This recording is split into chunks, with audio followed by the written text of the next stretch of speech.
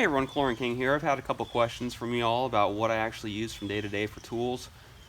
And this is just my electrical bag. I have several other bags. I got a filter bag. I also have a main tool slash installation bag that's on wheels, so it's easy to wheel back to the site.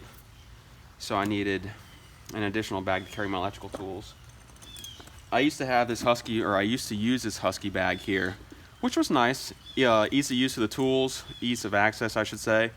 It just got cumbersome when you're trying to carry a bunch of equipment. You know, you're wheeling stuff back and you got this slung over your shoulder.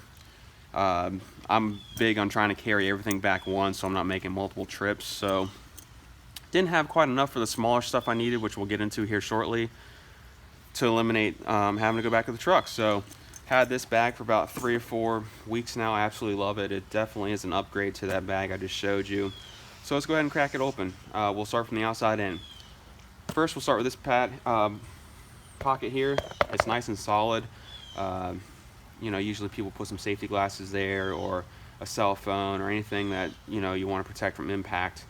I do something a little different. This is my pocket for liquid tight fittings. I always forget these with that Husky bag. Going back to the job, so I'll keep these in here, so I always have these available, so I'm not running back to the truck for them. In this pocket here, I got some just random timer screens I pulled off from used timers, so when I come across clients that don't have timer screens, I'll go ahead and throw one on for them. Obviously, tape measure over here, that's obvious.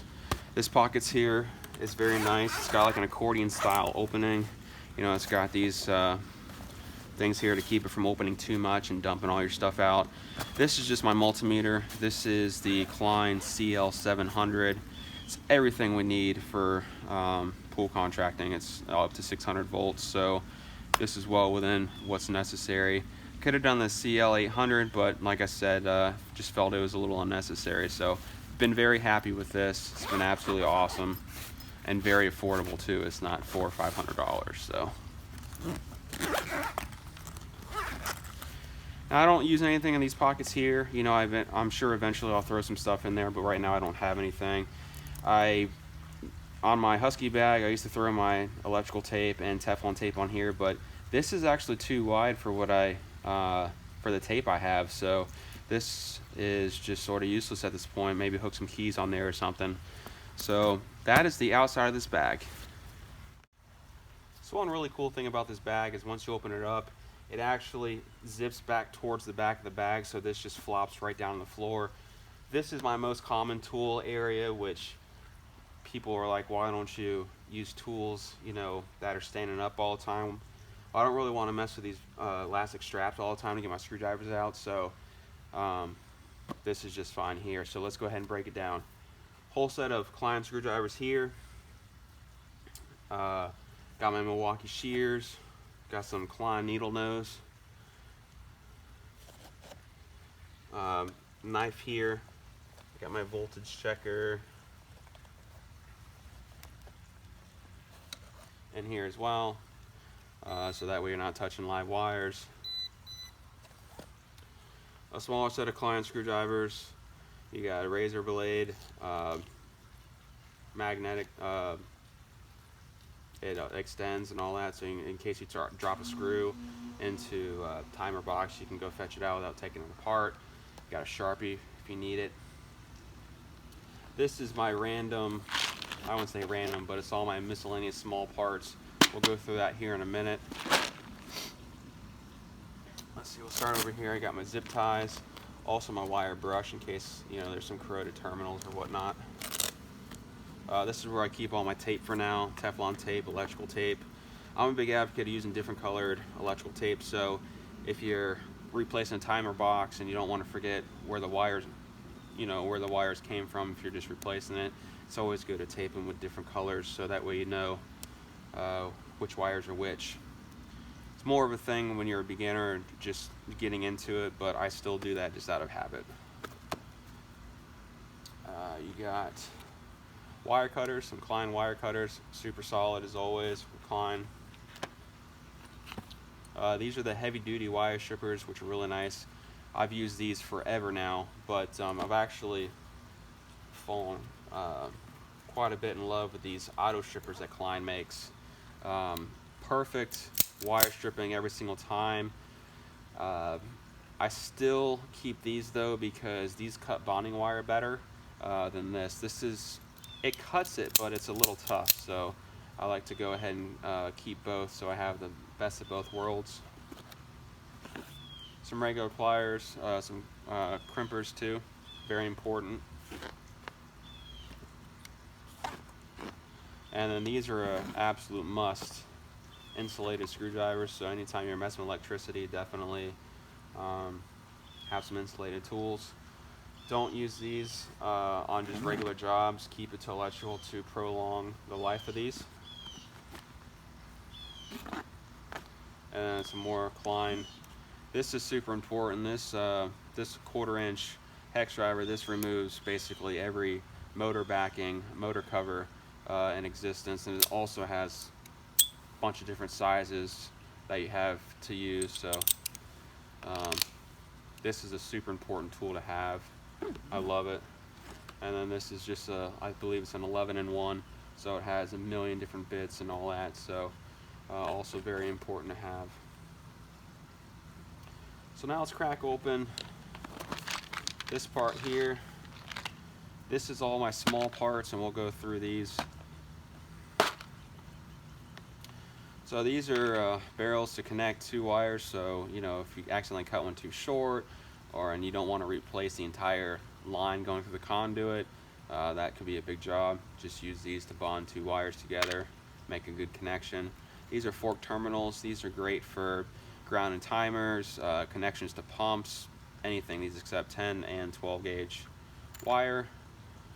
These are the conduit straps, good to tie down conduit so they're just not flopping all over the place. Good to drill in a concrete pad or the wall of the home to secure the conduit. It's a threading. It threads the pipe, so like if you have a temp sensor or anything like that for automation, you thread the pipe for it to thread in. Got miscellaneous stuff here, like this attached to a grounding rod to ground equipment.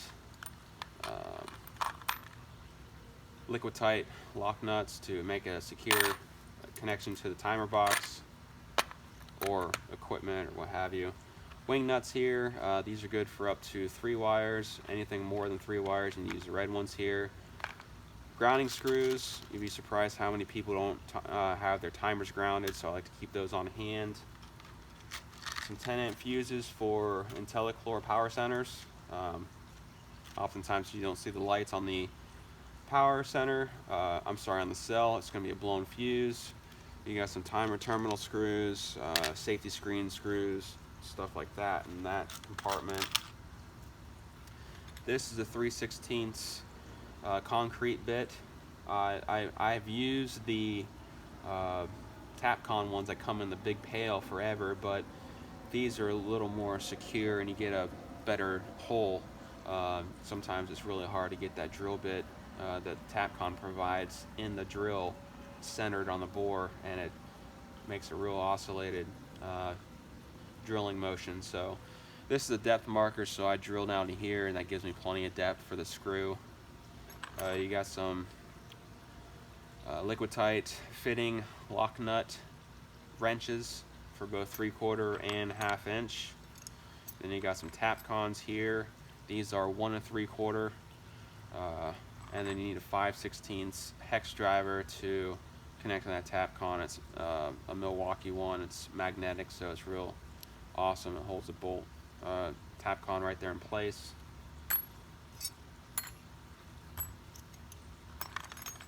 And then these are just timer trippers. Always keep these on hand in case people need them or they're faulty at a location. You can put a new one on. And then also this last pocket here is bonding lugs for, if people don't have them on their equipment and you need to bond it. A couple different types. And then also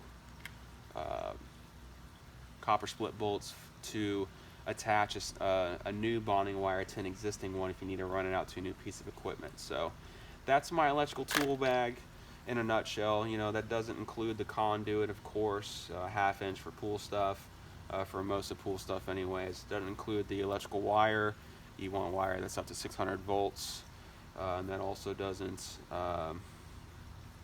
let's see what else it doesn't include. That doesn't include the conduit, and also doesn't include bonding wires. So those are the only other 3 things I need to put in my bigger roller bag if I'm actually doing installation and stuff. So that's my bag in a nutshell. I absolutely love this backpack. This Klein Tradesman Pro, I believe. It's like $89 at Home Depot. Holds everything I absolutely need and still has room for other things. I just, like I said, I don't have, you know, there's such a small scope in what I actually use all these tools for that I don't need an arsenal of tools. I mean, this has everything I need, and in fact some of these screwdrivers I haven't even had to use yet. So hopefully you guys enjoyed this, and as always, like and subscribe, and stay tuned for more What's in the Bag videos. Have a great day, everyone.